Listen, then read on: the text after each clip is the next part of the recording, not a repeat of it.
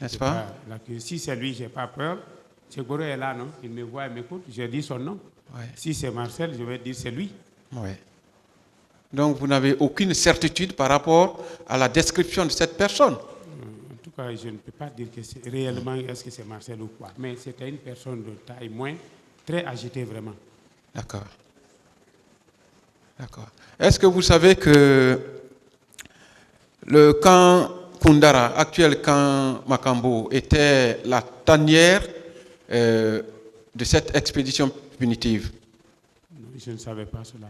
Vous avez entendu Boubacar Ba ici dire que quand ils ont été arrêtés, ils ont été déportés là-bas? Lui.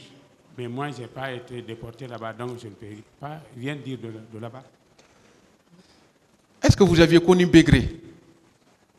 Non, je ne l'ai pas. Vous n'avez jamais connu.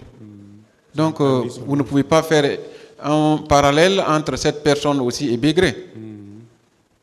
D'accord. Merci, Monsieur le Président. Monsieur Massaré, je vous ai posé tout à l'heure une question, mais je reformule par rapport à votre intervention de tout à l'heure. Vous avez plusieurs fois effectué des reportages en compagnie de colonel Moussa Tcheboro Camara. Vous le confirmez? Vous l'avez dit N fois. Pendant ce moment-là, quelle impression vous avez eue sur cette personne? Sur la personne de Tcheboro? Sur la personne de Tcheboro, oui. Une personne on te confie une tâche, il faut que tu te montres dynamique, non? Il faut que tu te montres dynamique. Donc, en ce moment, on voyait vraiment la ferveur de ces NDD, la lutte contre les bandits, les trucs. Donc, il y avait vraiment une effervescence. C'est tout? Pour le moment. Merci, M. Perron.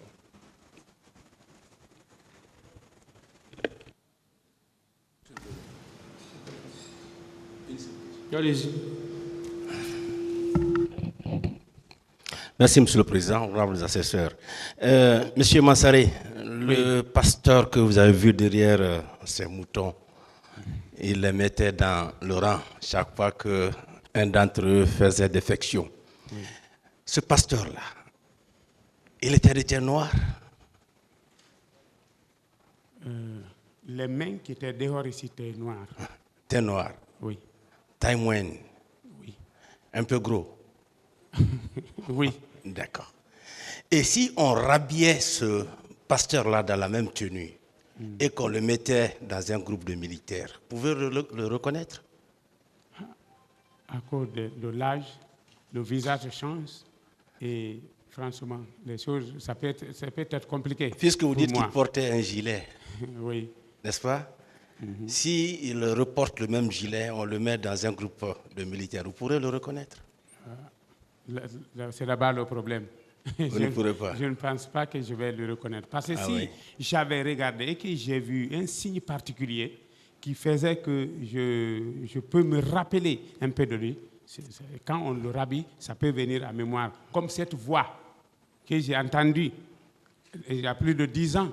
Mais quand quelqu'un a parlé ici, j'ai pu comparer les deux voix. Parce que cette voix qui sonnait là, j'ai entendu la même voix sonner ici.